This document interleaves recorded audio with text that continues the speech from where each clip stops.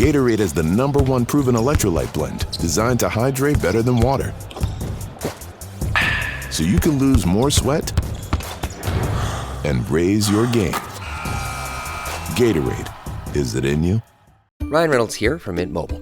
With the price of just about everything going up, we thought we'd bring our prices down. So to help us, we brought in a reverse auctioneer, which is apparently a thing. Mint Mobile Unlimited Premium Wireless. How to get 30, 30, bit to get 30, bit to get 20, 20, 20, bit to get 20, 20, bit to get 15, 15, 15, 15, just $15 a month? Sold! Give it a try at mintmobile.com/switch. Upfront payment of $45 for 3-month plan, equivalent to $15 per month required. New customer offer for first 3 months only. Speed slow after 35 gigabytes if network's busy. Taxes and fees extra. See mintmobile.com.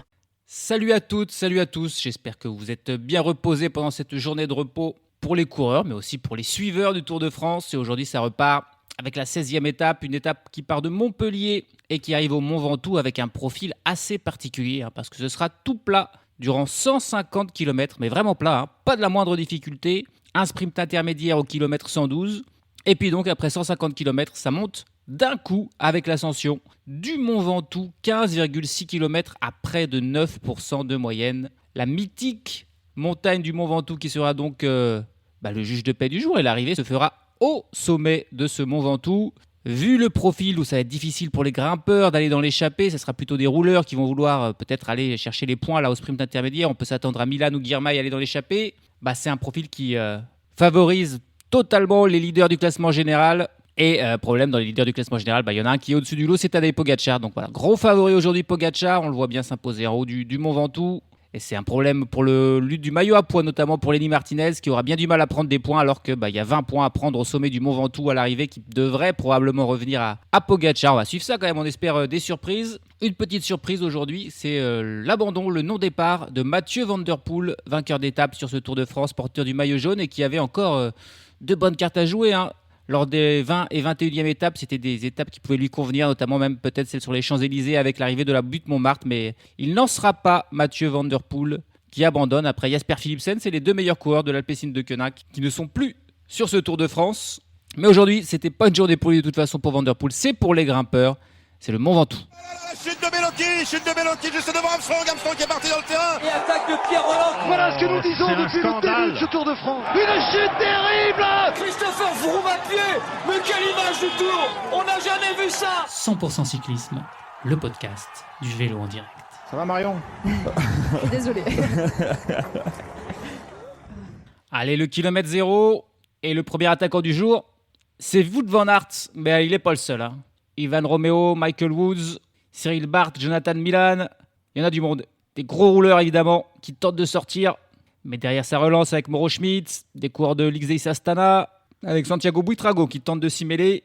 Ça va être une belle bataille encore. Alors pourtant c'est vrai qu'on sent que les chances de victoire de l'échappée sont faibles, mais bon, si une échappée arrivait à prendre suffisamment d'avance au pied du Mont Ventoux, et qu'il y avait un bon grimpeur à l'intérieur, il y aura quand même une petite chance de victoire pour ce membre de l'échappée. La composition de cette échappée, le partage entre rouleurs et grimpeurs sera important pour voir si celle-ci a des chances d'aller au bout.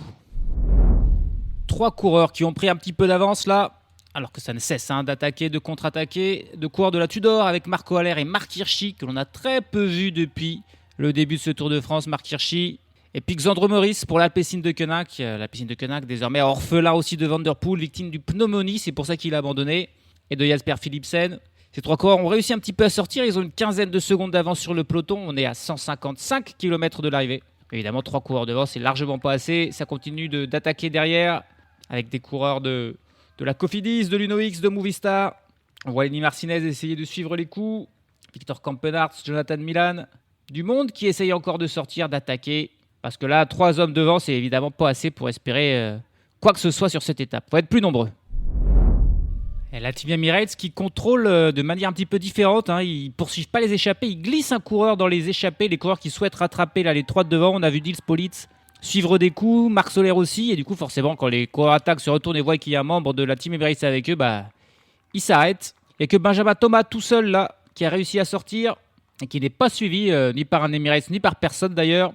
Il a 20 secondes de retard sur les 3 hommes de tête qui sont toujours à l'avant, Marco Haller, Marc Hirschi et Xandro Meurice. Ces 3 hommes ont une quarantaine de secondes d'avance sur le peloton. Et il y a encore 4 coureurs là, qui viennent sortir du peloton avec notamment Mauro Schmid, Ça continue de se batailler. Encore un rythme terrible, plus de 50 km/h ce début d'étape tout plat. On est à 54 km/h de moyenne. C'est aussi vite que dans un chrono, quoi. Donc c'est vraiment terrible. On est parti depuis 20 km et ça ne débranche pas. Là, avec Maro Schmidt, on a un coureur de la Team Total Energy, un coureur de l'Astana et un coureur de la Movistar, Ivan Garcia Cortina. C'est Ballerini pour l'Astana et Alexandre Delettre pour la Total Energy qui sont en train de revenir sur Benjamin Thomas. Et il y a encore un coureur d'Uno X qui tente de sortir, puis des coureurs de l'Intermarché Venti avec William Guirmeil et suivi par Jonathan Milan. Et encore derrière, un coureur de la Picnic Postenel. Voilà, ça continue d'attaquer, de sortir. Mais là, il n'y a pas de Imaretz qui s'est glissé dans ces mouvements-là. Voilà, c'est presque un bully, là, Nils Pollitt, comment il suit l'attaque d'Alexandre Delettre, qui attaquait tout seul le coureur de la Total Energy. Tous les autres ont été repris, Maro Schmidt et compagnie, sauf les 3 hommes de tête, les 2 coureurs de la Tudor avec Zandre Maurice. Alexandre Delettre a tenté de ressortir, suivi par la masse impressionnante de Nils Pollitt. Il lui a demandé un relais, évidemment, Nils Pollitt lui a pas passé. Il l'a suivi, là, vraiment, il est tellement plus grand en plus que Delettre. C'était assez effrayant. Et finalement, Nils Pollitt a fini par se relever, parce qu'il a vu que Delettre ne se laissait pas intimider, n'abdiquait pas, et Nils Pollitt a fini par se laisser distancer. Et donc Delettre, là, est parti un petit peu en chasse-patate. Il a 40 secondes des 3 hommes de tête. Le peloton, lui, est à 1 minute du trio Haller, Hirschi et Meurice. 120 km de l'arrivée. Et la Team Emirates est toujours aussi méthodique, cruelle presque, pour empêcher de sortir qui que ce soit, à part les 3 autres qui sont devant depuis désormais une trentaine de kilomètres. Alexandre Delettre n'a pas réussi à faire le jump à les rejoindre. Toutes les autres tentatives de contre-attaquer, elles sont nombreuses, ne marchent pas. On n'a donc toujours que 3 hommes à l'avant. Xandro Maurice, Marco Haller et Marc Hirschi, avec une quarantaine de secondes d'avance sur un peloton donc de nouveau groupé, mené par Tim Wellens, mené aussi par Julien Alaphilippe et l'équipe Tudor. Ça leur va bien, les coureurs de la Tudor, puisqu'ils ont 2 coureurs à l'avant. S'il n'y a personne d'autre qui les rejoint, ça donne une petite chance peut-être à Marc Hirschi. Mais bon, au vu du comportement de la Team Emirates, Pogačar a clairement pointé cette étape et ça va être très très compliqué de l'empêcher de s'imposer aujourd'hui. Ce sera plus la lutte pour le podium entre Lipovic, Only, Vauquelin et Roglic qui nous intéressera en vérité. C'est un peu la révolte là du peloton.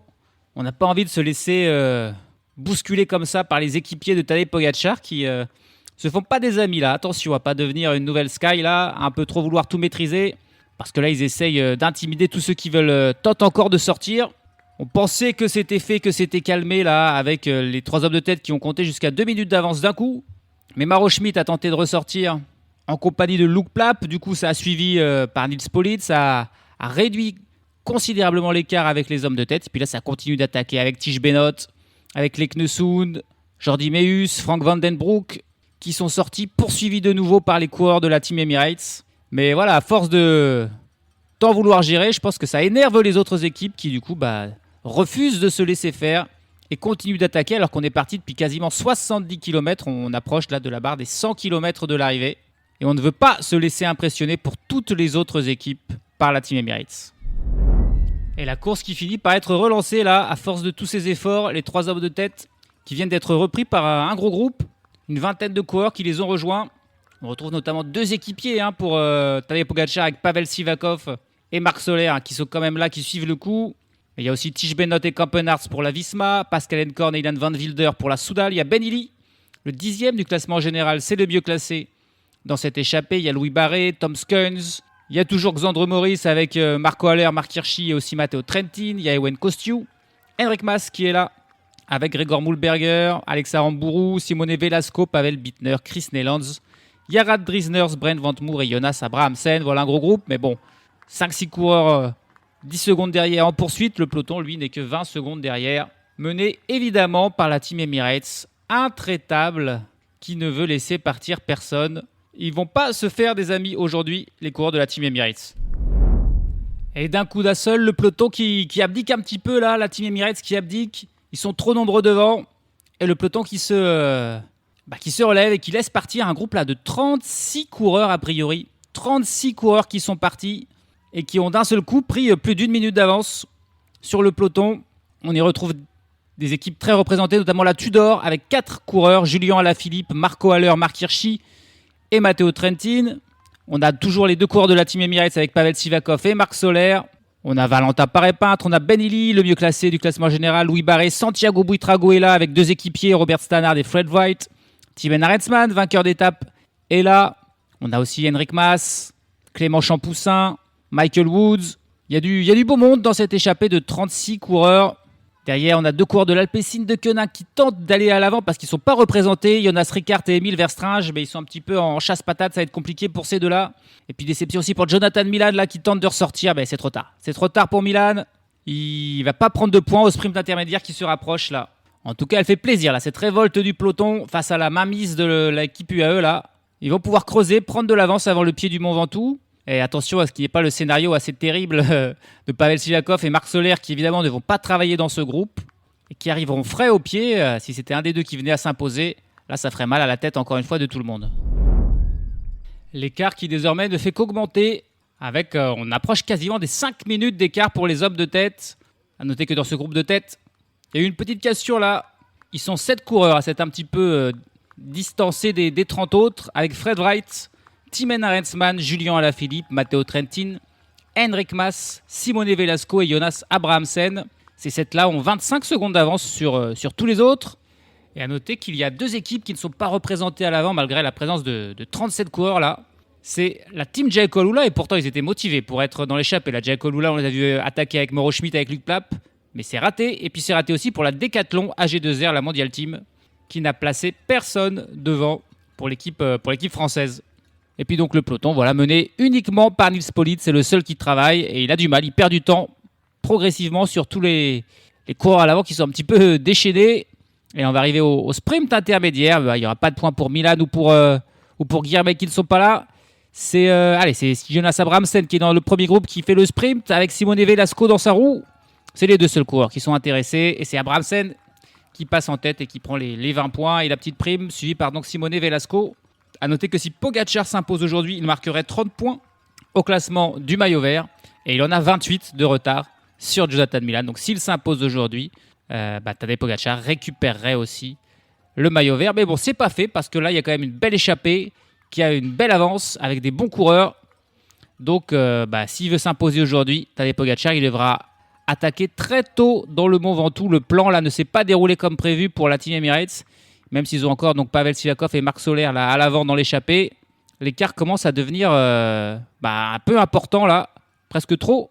Il faudra faire une sacrée performance pour le Slovène s'il veut aller s'imposer en haut du Mont Ventoux, puisque le peloton a 4 minutes et 53 secondes de retard alors qu'on est à 55 km de l'arrivée. Ça devient très très intéressant pour les 7 hommes à l'avant. Avec Fred Wright, avec Timen Arensman qui se pose comme le favori désormais, Julien Alaphilippe, Matteo Trentin, Henrik Mas qui sera certainement son concurrent numéro 1, Simone Velasco et Jonas Abrahamsen, parce que les poursuivants avec Ben Illy, avec Buitrago, avec Champoussin, Michael Woods, avec Pavel Sivakov et Marc Soler est pointé à plus de 1 minute 30 et ne s'entend pas bien, ça perd du terrain. Et puis alors le peloton lui est désormais à 6 minutes 12 malgré les efforts de Nils Politt. Certes le Ventoux c'est dur, c'est long, c'est quasiment 1 heure d'ascension. Mais voilà, un Timen Arensman et un Henrik Mas avec 6 minutes d'avance au pied, ça sent quand même bon. Donc on doit commencer à s'inquiéter là du côté du peloton et de la Team Emirates. Si on veut revenir sur la tête de la course, il va falloir commencer à gagner du temps. Parce que là, ils n'en font que perdre depuis plusieurs dizaines de kilomètres. Désormais, on est à 39 km de l'arrivée. Et les écarts n'ont jamais été aussi grands. Ils n'ont pas réussi finalement à gérer la situation du côté de la Team Emirates. Ils ont peut-être trop voulu en faire pour contrôler et se sont un peu tiré une balle dans le pied. Ça a énervé tout le monde et finalement un gros groupe a réussi à partir et désormais avoir beaucoup d'avance. 20 km de l'arrivée et les 6 hommes de tête qui, on va dire, commencent la montée non officielle du Ventoux. On n'est pas encore au pied de la bosse, mais ça commence vraiment à grimper tout de même. Des pourcentages bien sûr un petit peu moins durs. Un faux plat qui va nous amener jusqu'au pied du Mont Ventoux. Et les 6 hommes de tête, avec Arensman, Mas, Trentin, Alaphilippe, Velasco et Abrahamsen, ont 1 minute et 30 secondes d'avance sur le groupe de 31 coureurs qui les poursuit. On retrouve Fred Wright qui était à l'avant. Il s'est laissé distancer pour aller travailler, pour tenter de ramener Santiago Buitrago, qui est le grimpeur de l'équipe. Mais ça ne travaille pas beaucoup. Il y a Fred Wright donc, qui travaille pour Buitrago. Il y a Pascal Enkorn qui travaille pour Paré-Peintre et Van Wilder. Et puis il y a Chris Neylands qui travaille pour Michael Woods et c'est à peu près tout. Tous les autres sont sur le porte-bagages là et ne travaillent pas. Et puis l'écart avec le peloton qui s'est enfin commencé à maintenir, mais qui est même très élevé. Très élevé, 6 minutes et 45 secondes d'avance pour les 6 hommes de tête. Là, waouh. Là, ça fait beaucoup quand même. On a vu que Thymen Arensman, avec seulement 3 minutes d'avance sur Tadej Pogačar, au pied de Super Luchon Bagnaia, il s'était imposé. Donc là, il a 2 fois plus. Alors certes, Tadej Pogačar n'avait pas tout fait pour le rattraper. Aujourd'hui, il va peut-être tenter de le rattraper ou peut-être qu'il va se rendre compte que c'est déjà trop loin et qu'il va s'économiser. On va voir ça. Il y a du suspense là dans cette étape et c'est pas plus mal. Allez, là, un mouvement de Julien Alaphilippe qui accélère déjà un petit peu. Et Thymen Arensman qui semble en difficulté, qui perd du terrain. C'est étonnant là, Thymen Arensman qui est un petit peu distancé. Jonas Abramsen qui revient sur Julien Alaphilippe qui tente de contrer. Il y a Arensman qui est lâché. Alors il reprend un bidon là. Peut-être qu'il attendait juste de prendre un bidon. Henrik Mas qui prend désormais la tête de ce groupe et ça lâche aussi là pour Abramsen. Ouais, Abramsen là par contre il explose vraiment. Il explose Jonas Abramsen, c'est trop dur pour lui alors qu'on n'est pas encore vraiment dans l'ascension. Et Thymen Arensman qui lui par contre n'a pas explosé. Il est en train de revenir, c'est étonnant. Il a perdu 20-30 mètres, alors il a pris un bidon, il voulait peut-être juste prendre un bidon tranquille. Il rentre Thymen Arensman, on a donc encore 4 coureurs à l'avant parce que Matteo Trentin lui a fini de travailler un petit peu pour Julien Alaphilippe, il est plus là. 4 coureurs à l'avant, Julien Alaphilippe, Henrik Mas, Simone Velasco et Thymen Arensman. Ils ont 1 minute et 35 secondes d'avance sur le groupe Ben Illy, Buitrago, Michael Woods. Peloton à 6 minutes 30. Alaphilippe qui en fait peut-être encore un petit peu trop. Il attaque de très loin, dès le pied là, de l'ascension. 15 km 700 de l'arrivée, les premiers pourcentages à 9%. Voilà, la foule qui est déjà gigantesque ici. Ça va être une folie, ce Mont Ventoux. Et ça lâche pour Simone Velasco qui ne peut pas suivre. Alors que Henrik Mas et Thymen Arensman, eux, peuvent suivre cette petite accélération de Julien Alaphilippe. Attention à pas trop en faire. C'est pas le favori en plus. Alaphilippe, a priori, c'est un moins bon grimpeur que Mas et Arensman. Il ferait mieux peut-être de rester dans la roue. C'est en tout cas lâché pour Velasco. Il n'y a donc plus que 3 hommes en tête désormais, alors qu'on est à 15 km de l'arrivée. Et Henrik Mas qui accélère. Henrik Mas qui accélère là et qui a surpris Thymen Arensman. Thymen Arensman, il y allait au train. Avec Mas et Alaphilippe, on avait l'impression que les deux s'accrochaient difficilement. Et finalement, Henrik Mas, il était capable de faire une attaque. Et il a fait l'écart sur les 2 autres. 14 km de l'arrivée, encore bien loin du sommet. Mais là, il est parti. Ouais, il a fait la différence. Désormais, c'est Arensman qui roule et Alaphilippe, il ne fait plus que s'accrocher dans la roue. C'est ce qu'il faut faire. Puis dans le groupe de poursuivants, on a vu l'attaque de Valentin Paré-Peintre. Il a 1 minute 30 à boucher, Paré-Peintre. Ça risque d'être très compliqué. Mais c'était le moment ou jamais, parce qu'ensuite, ça, même s'il reste bien évidemment beaucoup de kilomètres, une 30, ça se bouge pas comme ça. Surtout que ça monte très vite là pour Henrik Mas. Seul en tête désormais l'Espagnol de la Movistar. Et puis dans le peloton, de manière étonnante, c'est la Visma. C'est la Visma Lease qui fait le tempo dans le peloton avec Wout van Aert, qui est en tête du peloton. Il a 3-4 équipiers dans sa roue, dont Jonas Vingegaard. C'est-à-dire que tu avais Pogačar, il y a moins de monde, Nils Polita lâché là. Il a Tim Wellens et Narvaez avec lui, certainement encore Adam Yates. Mais Soler et Sivakov sont devant, peuvent pas l'aider pour l'instant. Mais ils sont devant en soutien au cas où. Il creuse petit à petit là, Henrik Mas. 28 secondes d'avance désormais sur le duo Arensman-Alaphilippe. Où il n'y a que Arensman qui travaille. Alaphilippe ne fait que s'accrocher comme il peut dans la roue. Valentin Paré-Peintre tout seul est pointé à 1 minute 25. Et puis dans le peloton qui est à 5 minutes 30, il reste déjà plus grand monde. Ça a lâché pour Guillaume Martin, ça a lâché pour Ben O'Connor, ça lâche pour Jonathan Narvaez, l'équipier de Pogačar. Ouais, ils sont plus qu'une quinzaine. Ils sont plus qu'une quinzaine. Jordan Jegat et Félix Gall qui sont en train d'être distancés aussi. Sergio Higuita qui s'accrochait aussi, lâché. C'est toujours la Visma Lease qui fait le tempo et Vingegaard va tenter quelque chose. Ça c'est sûr. Alors que devant, Valentin Paré-Peintre en poursuite est rattrapé par Ben Illy, Michael Woods et Santiago Buitrago. Voilà un joli quatuor de grimpeurs. Buitrago, Paré-Peintre, Illy et Woods. Mais bon, ils ont 1,25 de retard sur l'homme de tête, Henrik Mas. This episode is brought to you by Indeed. When your computer breaks, you don't wait for it to magically start working again. You fix the problem. So why wait to hire the people your company desperately needs? Use Indeed's sponsored jobs to hire top talent fast. And even better, you only pay for results. There's no need to wait. Speed up your hiring with a $75 sponsored job credit at Indeed.com/podcast. Terms and conditions apply. This episode is brought to you by State Farm. Sports are all about teamwork, and so is insurance. Whether you need an in-person or digital assist, State Farm is there to help you choose the right coverage for your home, car, and more. Get a game plan that helps fit your life and talk to State Farm today. State Farm with the Assist. Coverage options are selected by the customer. Availability and eligibility vary by state. Sepp Kuss qui fait mal à tout le monde. C'est le dernier équipier. Hein. Simon Yates est en train de lâcher. Adam Yates est lui aussi en grande difficulté. Il est un petit peu tout seul. Alors, il y a Pavel Sivakov qui était devant, qui vient de revenir, d'être repris par le groupe maillot jaune. Mais il reste quasiment plus personne. Hein. Il reste quasiment plus personne. Il reste Roglic, Lipovic, Johannesen, Only, Vauquelin. Et c'est à peu près tout. Jorgensen a été lâché il y a très longtemps. Félix Gall a été lâché. Jordan Jegat aussi. Il reste Carlos Rodriguez aussi, je crois, qui s'accroche encore dans ce groupe maillot jaune. Et c'est tout. C'est la minute désormais, la minute d'avance pour Henrik Mas sur Timen Arensman. Et Alaphilippe qui à l'instant là se laisse un petit peu décrocher. Parce qu'il y a un trio qui est en train de fondre sur eux avec Ben Illy, Valentin Paré-Peintre et Santiago Buitrago. Michael Woods n'est plus là. Et on va donc avoir peut-être un groupe de 5 en poursuite désormais de Henrik Mas. Parce que voilà, ils sont en train de revenir sur Timen Arensman. Ça veut dire qu'ils montent un petit peu plus rapidement qu'Henrik Mas. Puisqu'ils avaient une 30 de retard. Désormais, ils n'ont plus qu'une minute de retard. C'est Ben Illy qui mène ce groupe avec Buitrago, Paré-Peintre, Alaphilippe qui s'accroche dans la roue et Timen Arensman qui va être repris là à l'instant par ces 4-là. Et le rythme terrible de Ben Illy avec son style caractéristique qui est fatal à Timen Arensman et désormais à Julien Alaphilippe. Il est supersonique Ben Illy, alors que Santiago Buitrago et Valentin Paré-Peintre parviennent à le suivre. Et ils sont en train de revenir très rapidement sur Henrik Mas. Plus que 40 secondes désormais de retard sur Henrik Mas. Mais c'est que Ben Illy qui fait le tempo. Paré-Peintre et Buitrago sont juste en train de suivre. Et là, dans le groupe maillot jaune, il y a une attaque de Carlos Rodriguez. Tiens, Carlos Rodriguez, oui, parce que Ben Illy, c'est quand même un danger au classement général, Ben Illy.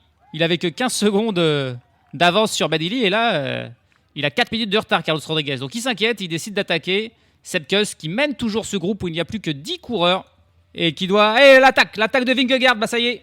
L'attaque de Jonas Vingegaard, Sepp Kuss ne pouvait plus. Et Pogacar qui saute immédiatement dans sa roue. Derrière Roglic qui réagit. Tiens, ils reviennent immédiatement sur Carlos Rodriguez qui avait attaqué 30 secondes plus tôt. Vingegaard qui continue son effort en danseuse. Pogacar qui suit en grimaçant mais assis sur sa selle. Roglic qui semble pas mal. Roglic qui s'accroche pour tenter de revenir. C'est un peu plus loin pour Only et Lipovic. Tobias Aland Johannesen est lâché un petit peu plus loin avec Adam Jens. Kelling Vauquelin est encore un peu plus loin. Ah, ça a explosé. Ça a explosé. Il n'y a plus un seul coureur ensemble là, quasiment. Pogacar et Vingegaard sont partis. Primoz Roglic est pas mal. Ensuite, on a un trio avec Carlos Rodriguez, Lipovic, Only. Puis un duo avec Adam Jens et Tobias Johannesen. Puis Kevin Vauquelin tout seul. Les écarts sont minimes, mais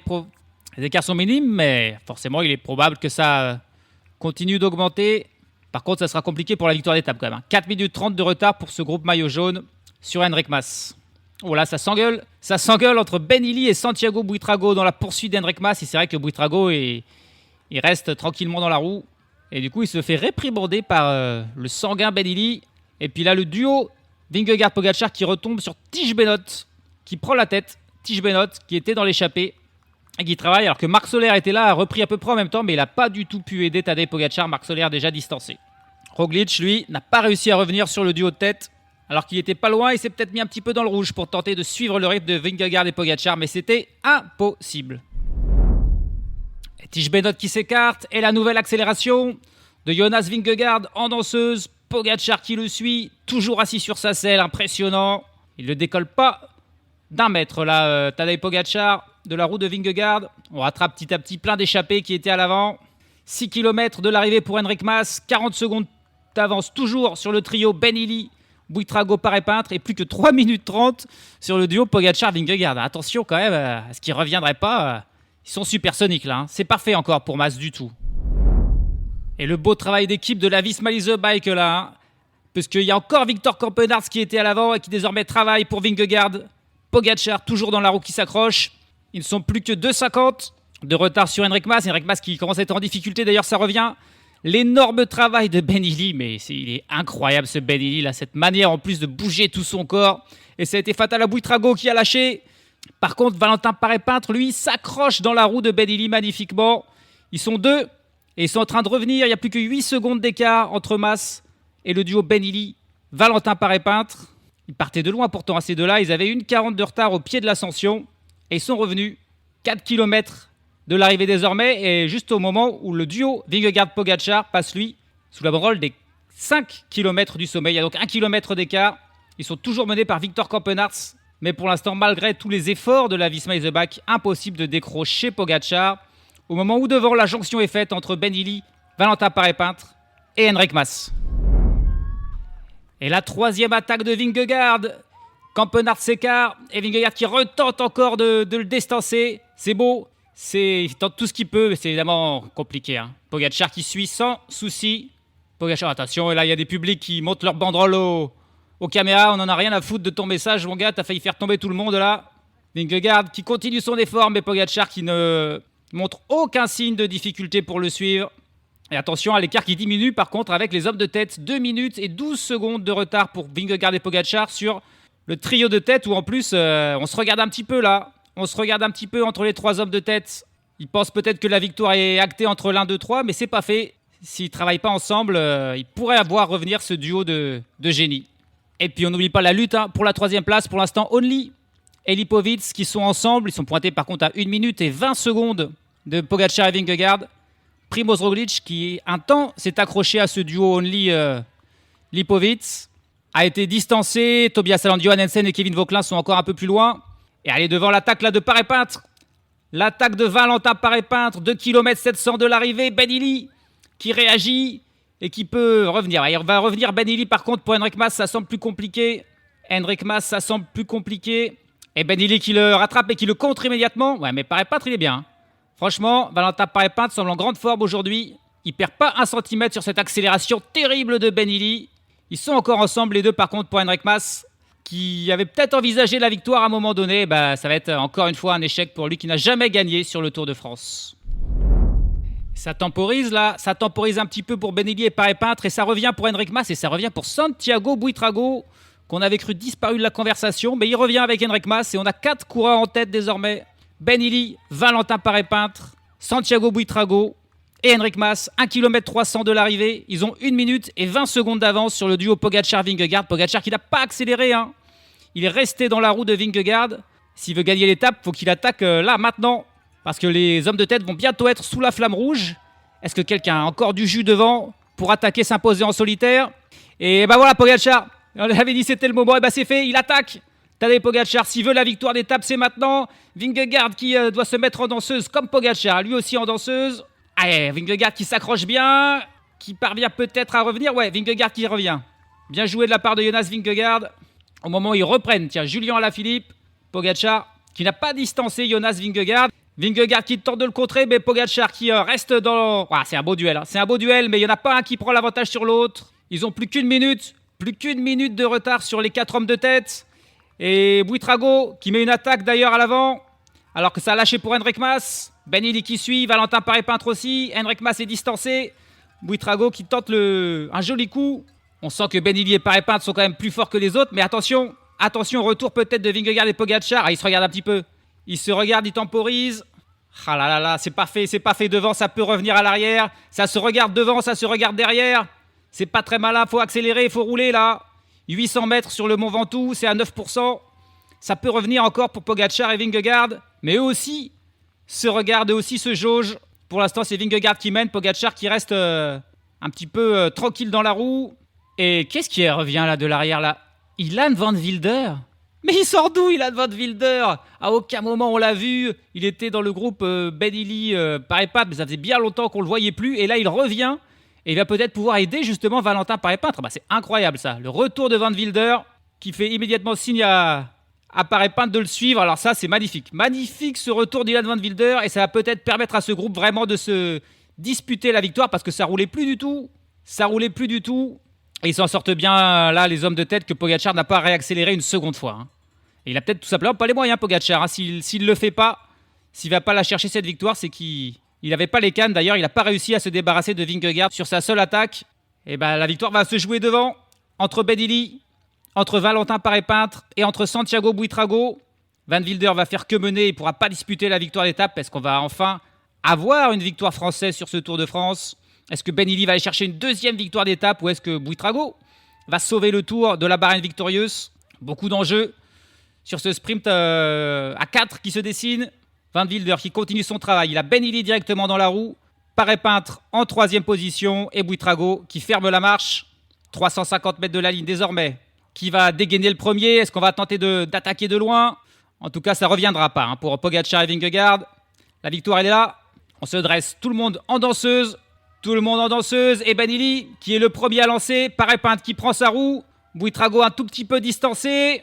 Ben Illy qui continue de lancer. Valentin Paré-Peintre toujours dans la roue. Est-ce qu'il va réussir à remonter Ben Illy? Pour l'instant, ça reste dans la roue. Attention à ce dernier virage assez pentu. Ben Illy toujours en tête. Paré-Peintre qui tente de prendre l'intérieur. Buitrago un petit peu plus loin. Le duel entre Ben Illy et Paré-Peintre. Paré-Peintre qui est en train de passer. Paré-Peintre qui va aller s'imposer. Doublé Ben Illy. La victoire, oui, pour Valentin Paré-Peintre qui s'impose devant Ben Illy au sommet du Mont Ventoux. Buitrago 3e. Oh, c'est beau. La victoire de Valentin Paré-Peintre. Et le superbe travail d'Ilan Van Wilder qui est revenu de nulle part pour aller amener tout ça. Et derrière, les deux leaders, bien sûr, qui s'affrontent. Pogačar et Vingegaard qui se battent ensemble. Allez, Pogačar qui fait son accélération. Vingegaard qui est bien. Hein. Il est bien, Vingegaard. Il reste dans la roue. Pogačar va peut-être passer devant au sommet, mais il n'y aura même pas de cassure a priori au moment où il rattrape Henrik Mas. Sur la ligne, Pogačar qui vient faire 5e du coup. Devant Vingegaard, une toute petite cassure peut-être. Il y aura peut-être bien 2 secondes. Il y aura peut-être bien 1 ou 2 secondes entre Pogačar et Vingegaard, mais... la Team Emirates qui ne s'est pas imposée aujourd'hui et la Visma Leasebach non plus malgré un gros travail des deux équipes. La Team Emirates en début d'étape, la Visma en fin d'étape. La victoire, elle est française, elle est pour Valentin Paré-Peintre. Il n'y aura pas de tour blanc. Ce n'est arrivé que 2 fois dans l'histoire de tout le Tour de France, un tour entier sans victoire française. C'était en 1936 il me semble et en 1999, les 2 fois où c'est arrivé. Donc ça ne sera pas non plus pour 2025. Parce que Paré-Peintre s'impose, il va aller féliciter là. Ivan Van Wilder revenu de je ne sais où pour amener les hommes de tête, Paré-Peintre et les autres, et éviter que Pogačar et Vingegaard reviennent. Incroyable. Incroyable cet effort de Van Wilder anonyme, sans la moindre caméra, sans le moindre personne pour le voir. Derrière, la lutte pour la 3e. Tiens, Primož Roglič qui finit bien. Primož Roglič qui amène même Florian Lipovic avec lui. Il finit devant Lipovic. Belle montée pour le duo de la Boranzro. Où est Oscar Only là? Il n'arrive pas encore. Et Oscar Only qui a craqué là. Ça y est, il arrive seulement maintenant. Et il va perdre du temps sur Lipovic. Hein. La lutte pour le podium qui semble très très bon pour Florian Lipovic. Parce qu'Only il a craqué sur cette fin du Mont Ventoux. Il va perdre peut-être bien 30 ou 40 secondes là sur Florian Lipovic. Oscar Only qui reste malgré tout une superbe découverte sur ce Tour de France. Il y aura un top 5 à la fin probablement pour Only, probablement la 4e place. On attend encore les arrivées de Vauquelin et de Tobias Aland, Johan Hansen notamment, qui étaient des membres du top 10. Félix Gall a lâché très tôt, il risque de perdre gros. On verra, on va faire le décompte, les temps au final, et en tout cas, quelle victoire. Quelle victoire de Valentin Paré-Peintre, quel duel entre Paré-Peintre et Ben Illy sur la fin, là, c'était magnifique. Et Paré-Peintre qui semblait bien, c'est vrai, hein, dans cette étape. À chaque fois que Ben Illy a attaqué, il a pu suivre, il a même tenté de le contrer, mais Ben Illy a suivi. Et l'arrivée... de nulle part de Van Wilder qui a pu lancer tout le monde. Ben Illy a lancé le plus loin. Paré-Peintre est resté dans la roue, pris l'intérieur du virage et ensuite c'était un duel à mano dans ce dernier mur à 9-10% là.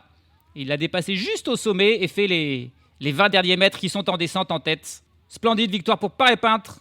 Alors que c'est au tour de Kevin Vauquelin de passer la ligne. Il passe avec 3 minutes et 43 secondes de retard sur le vainqueur du jour et à peu près donc 3 minutes sur le duo Pogačar-Vingegaard. Il devrait peut-être se faire doubler là par Primož Roglič. Malgré tout, il n'a pas explosé Kevin Vauquelin. Alors que c'était la première fois de sa vie qu'il montait le Mont Ventoux.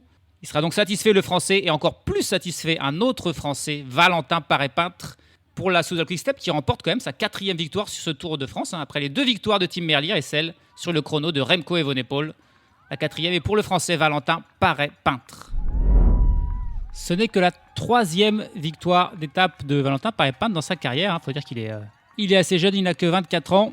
Mais compte déjà une étape du Giro. L'an passé, il s'était imposé en solitaire sur ce Giro. Une arrivée au sommet. Il avait devancé Romain Bardet de 30 secondes et Jan Tratnik.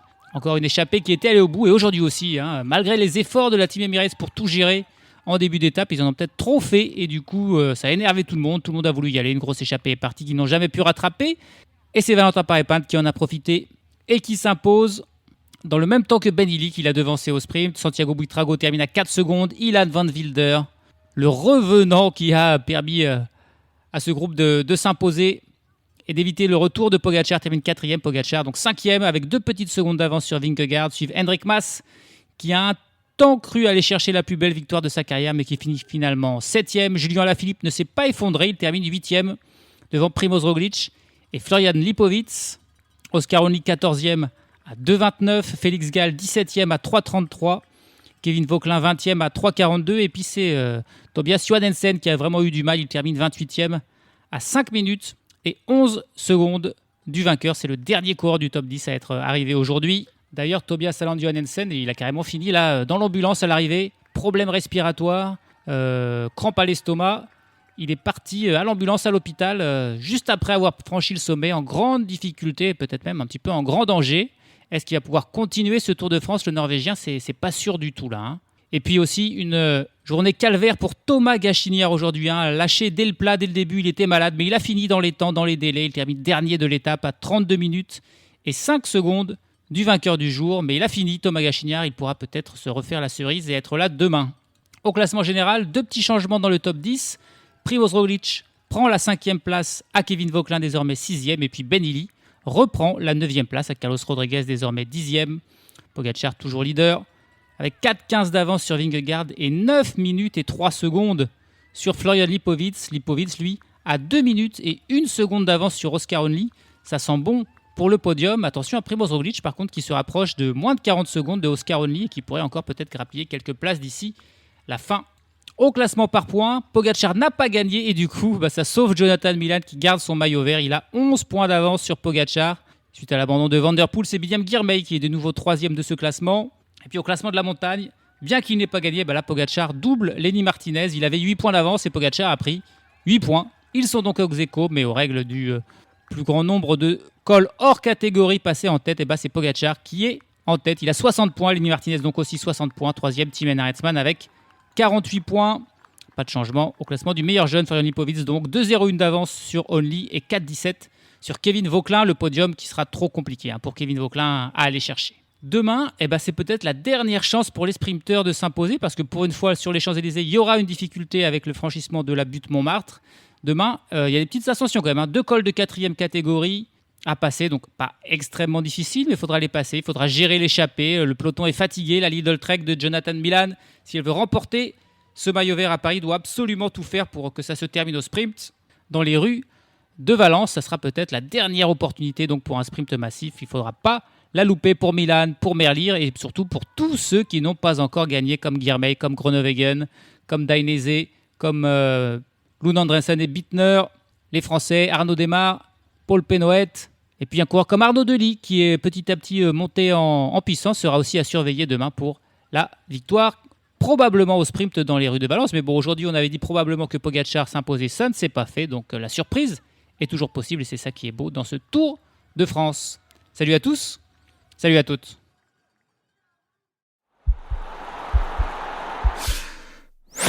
This podcast is part of the Sports Social Podcast Network.